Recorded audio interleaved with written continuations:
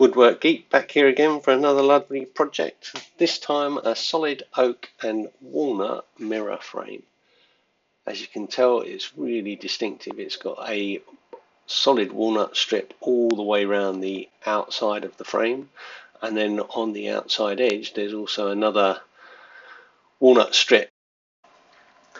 So I start the project by selecting some wood, and here you can see me with a bit of solid oak, and I'm just machining that into the inner faces. So there's a sandwich made up really of oak, walnut and oak to make out the outside frame.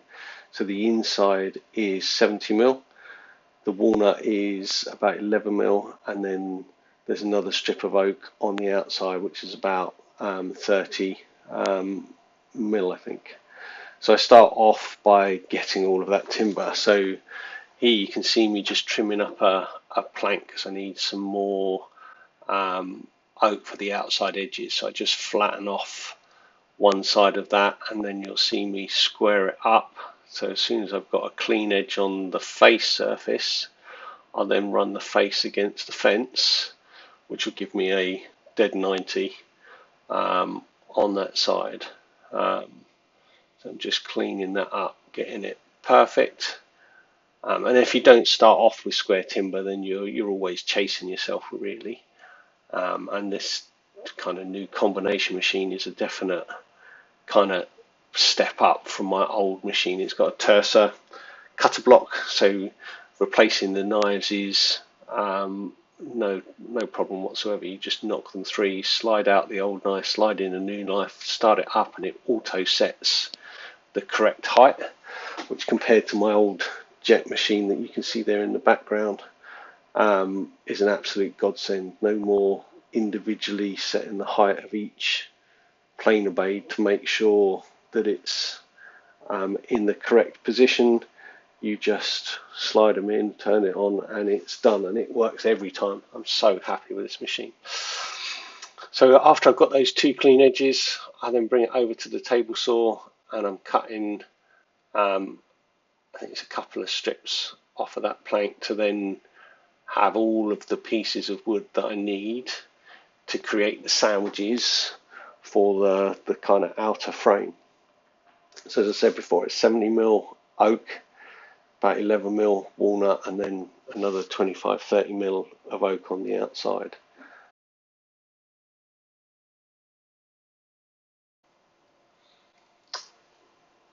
Once I've got all the bits machined up, I then start cutting them to rough lengths.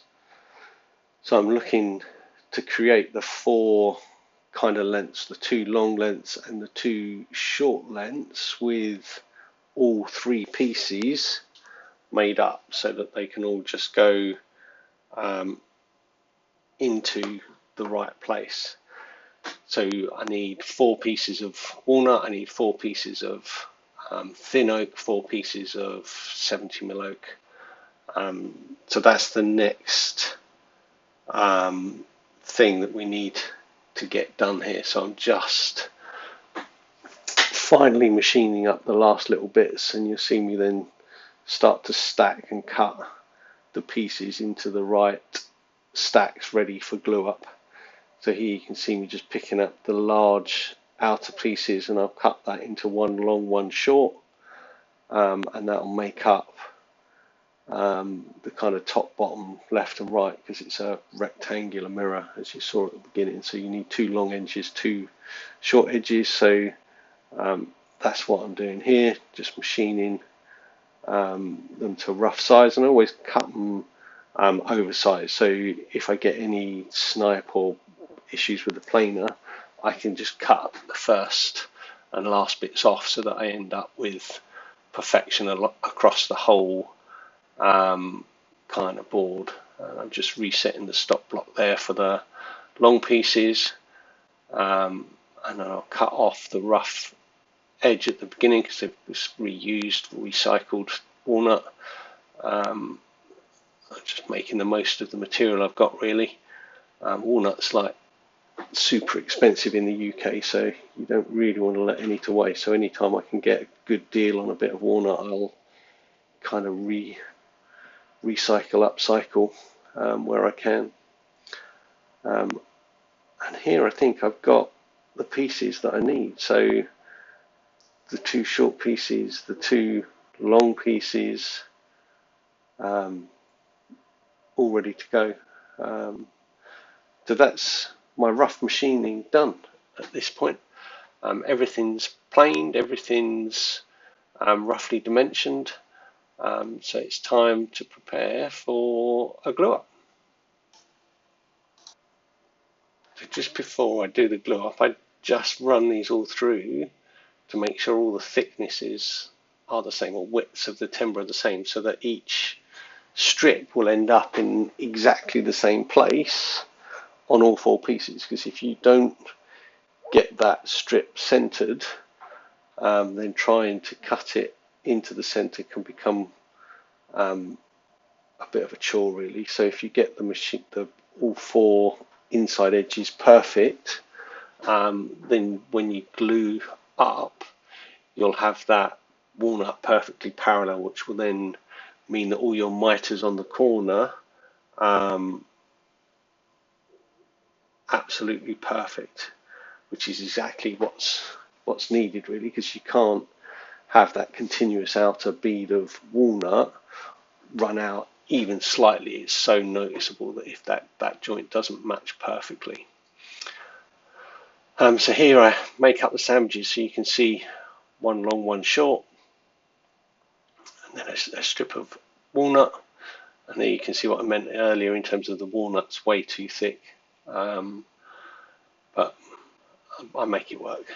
As always, the geek finds a way. And here I'm just making sure that all of the grain is as good as I can get it, and it doesn't stand up massively. I'm checking to make sure there's not too much sapwood, and that each surface is jointing together nicely, so that when it is glued up I don't have any gaps or issues. Well, I have to apologise, I missed getting the glue up recorded, but as you can see in the left hand side, the blanks are now glued up, and what I'm doing here is just making a little jig to hold those pieces so I could put a bevel on them.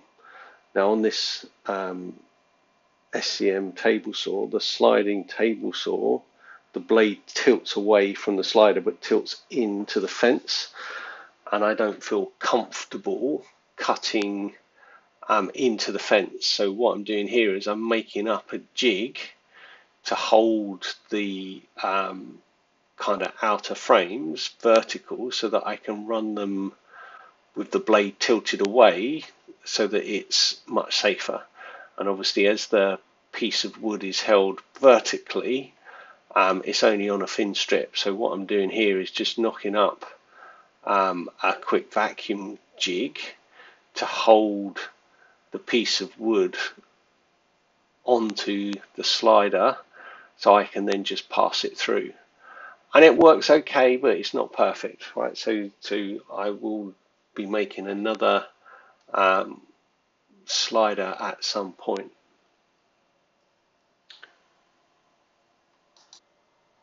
As you can see here, I had to use some quick grips on the top of the wood because the vacuum wasn't holding the piece of wood tight enough. So what I need to do is to increase the surface area of the suction pad on those uprights, but I didn't have the time to be doing that for this little project. But I will machine up a piece of MDF on the CNC at some point, and I'll use rubber grommets to create a perfect seal to hold it double tight against that MDF. So that'll be a future project. I'd also like to be able to control the distance from the blade. So the slider holds the jigs quite nicely. So there's a 15mm kind of base kind of in the T-track, so that it's held in place. But it would be nice to be able to adjust how far away from the blade you are by 5-10 millimeters, so that if you did different thicknesses, you can just adjust the jig. So I think that'll be a future project. Let me know if you're interested and if you want me to record it or not.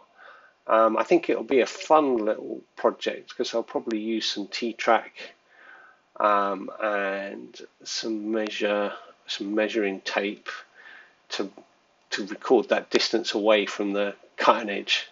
And you can see here the blade is kind of struggling, so it's created a chunk of smoke in the workshop. So I'm just blowing out all that horrible smoke, and I actually changed the braid pretty shortly to prevent that from happening again.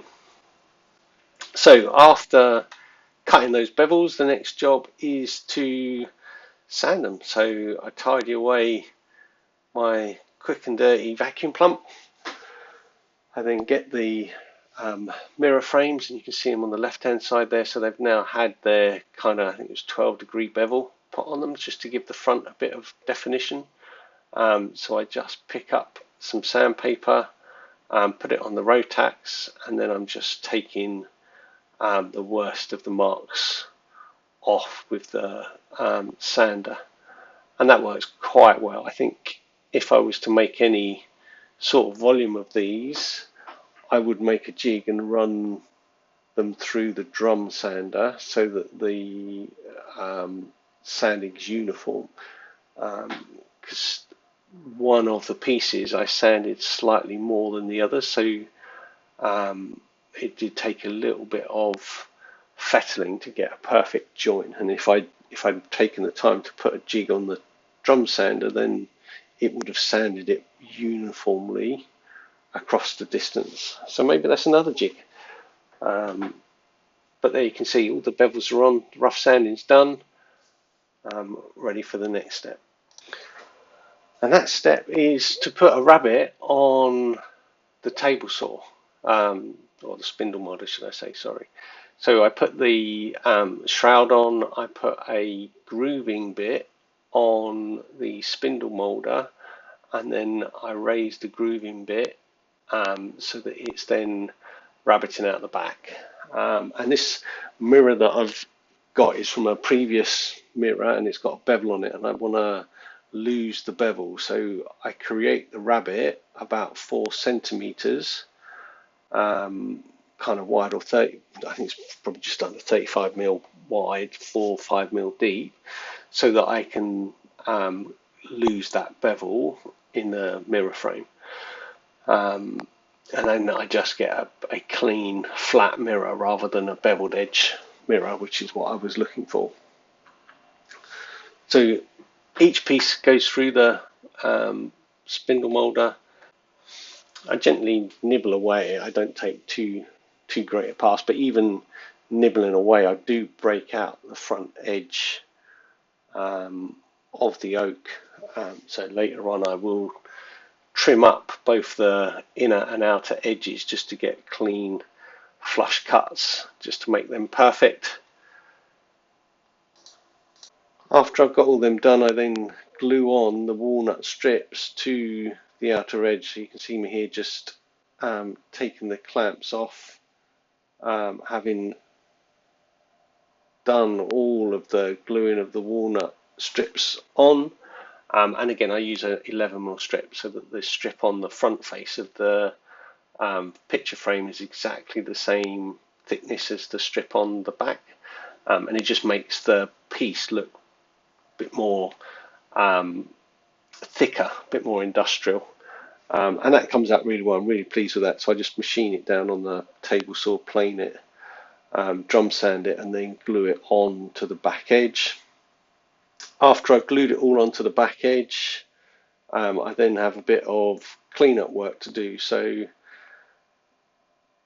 what I've noticed when I've done this is that the walnut overhangs slightly, and that's by purpose, to make sure that I can cut it back flush even with the outside edge, so that they're both perfectly parallel.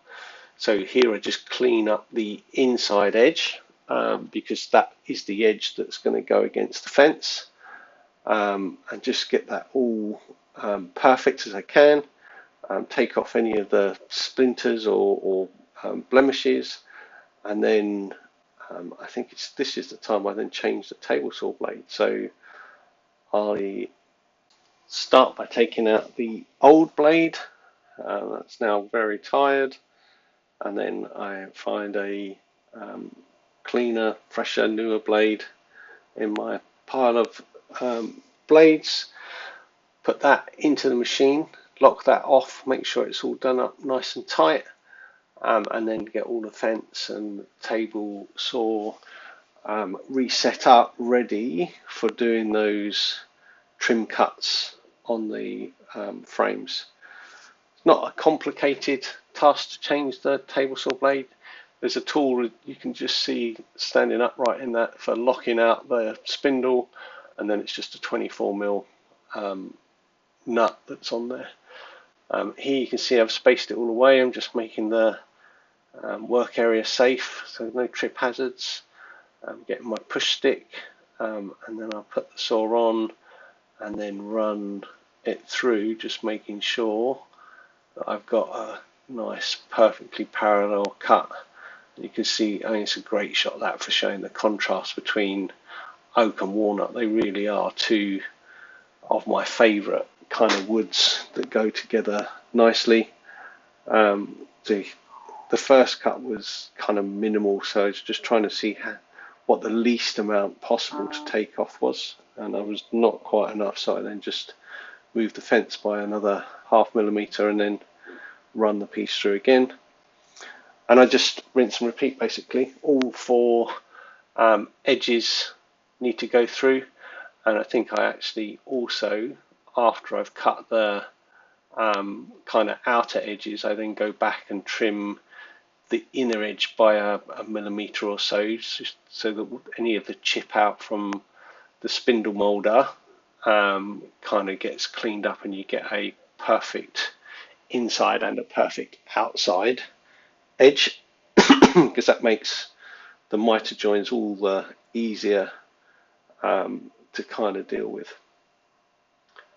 And this is the kind of work I enjoy, really. It's not anything other than just decorative and pretty, and it just makes the piece pop so much.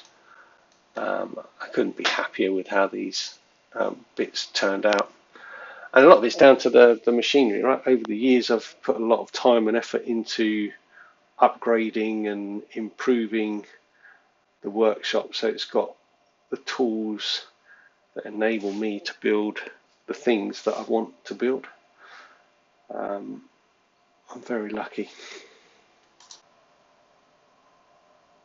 Now, once these are cut, in essence, all of the machining is done. So it's then time to move on to sizing up the actual frame. So it's 45-degree miters on each corner. So you can see here I've just cut two, just clearing off the work surface so that I've got a bit more space. And then I'm kind of making sure that when I dimension, I get all four corners exactly the right size.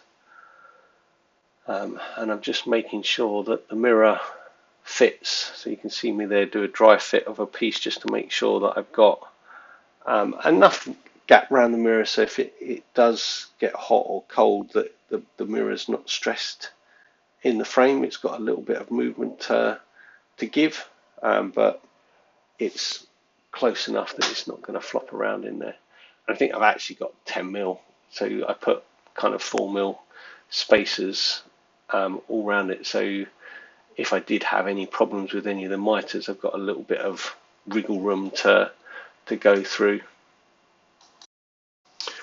After I've got all the miters, so I'm happy with them, I then get the domino out just to give those corners an extra bit of strength. I'm not sure the domino is actually needed, but it does just help align things. So if you haven't got a domino, don't let that make you feel like you can't attempt this project. You could use dowels, you could use biscuits, or you could just do straight glue joints. think it would hold up. I've got a domino, so I'm using it, and I put 2 dominoes in each corner just to hold it flat, level, and just to make sure that those joints don't ever come loose. I think I actually missed the glue up. The battery on the camera dies, so I don't have that footage. But in essence, you can see me here just making sure all of those joints hold up nicely. I then do a dry fit with the mirror, and then I do that glue up. I just give a final fettle to some of those joints just to get them to tighten up a little bit cleaner. Once the gluing's done, we really are into the home stretch then. I do a little bit of sanding, not the most exciting of things, but I go through a few grits, so 80, 100, 120, 150 on the flat and the bevel. I use a scraper for a couple of the bevels where it's not 100% joint, just where I sanded it after those bevel cuts. There was slight differences between a couple of those joints, so I just tighten it up with a chisel and a scraper, then resand it, and then in essence the mirror is good to go. It just needs a little bit of oil just to finish it off and make it look all pretty. The joy of YouTube, you don't see the hours of sanding I put in. I just skip those past for you, and we'll move straight on to oiling.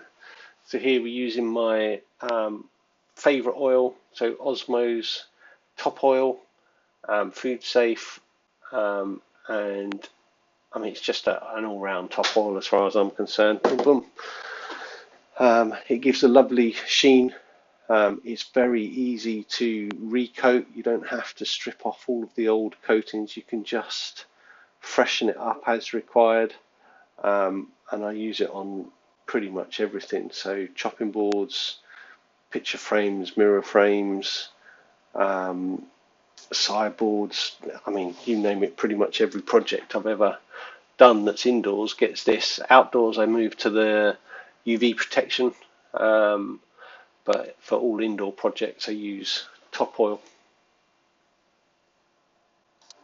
Once the oil's all wiped back and knocked off, then the next job is to put on the holding frame for the mirror.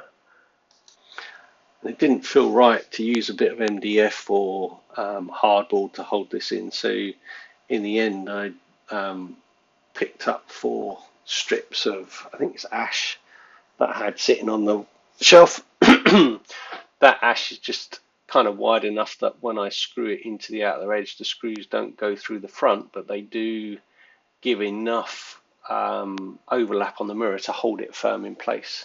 So I clear off any residue glue from the old mirrors kind of back. I then cut each of the pieces to the right length, and then I equally space out all of the screw holes for each of the pieces, which is what you can see me doing now. I then use a 2mm drill bit and little countersunk silver screws, and set the drill bit so that it can't go through the end, which is what I just did then. So I drill, countersunk, and then screw each of the pieces in, and that just holds that mirror nicely in place and keeps it all tight. And I think it's a neat, nice, clean finish to the back of the mirror. I was originally planning on putting a bit of hardboard across it, but it just didn't feel right to have so much solid wood and love put into a frame and then stick a cheap piece of MDF on the back just to finish it off. After I've done all of the holding screws, it's then time to put in some eyes to hold the mirror in place, so to put a string or a piece of wire across to hold the mirror up. And here I just use eye hooks, so I just drill in at an angle, because that wood is not thick enough for the eyelet to hide behind. So I drill in at a kind of 40 odd degree angle, the eye, and the left side was fine, but the right side fought me. So you can see me here doing it up, and then it just gets to around about now and goes tight, and then falls off in my hand, which, yeah, not ideal, to be fair. But I eventually get over it. I snap two off, to be fair, and then pilot out the hole a little bit deeper so that the third one doesn't break. So that all that remains after doing that is to put the mirror in the place it was built for. So here you can see me finding the center point of the wall, and I know that it's been approved to be 50 centimeters from the coving. So I just work out that the string droops 9 centimeters from the top edge. So I calculate from that the screw in the ceiling from the, well, not from the ceiling, from the coving needs to be 59 down, and that will then put the mirror in the place that has been approved for it. So I measure up. Once I've measured up, I then use a red plug with a screw, and I put quite a thick countersunk screw so that when the mirror frame goes over the top of it, the wire will be held towards the wall rather than just flat. Easier to get it onto a countersunk screw than a nail or something like that, where it can just fall off. And after saying that, of course, it doesn't just go straight on, it fights me all the way, but I do get it on there. I then square it up on the wall so that it's perfectly centered and level to the edge, and that is my interpretation of a solid oak and walnut picture frame. I hope you've enjoyed watching me build this. Be very nice if you enjoyed it. If you fancy to like and subscribe and all that kind of social media stuff, just helps me build the channel a little bit more. If you like the project, let me know. If you don't like it, also let me know. If you don't like my style, tell me what you'd prefer to change. I kind of enjoy making these, so if they're not going to be watched, tell me why they're not going to be watched. If they are bits you love, then tell me why you love them. Anyway, Woodwork Geek finished this one. On to the next one. Enjoy all.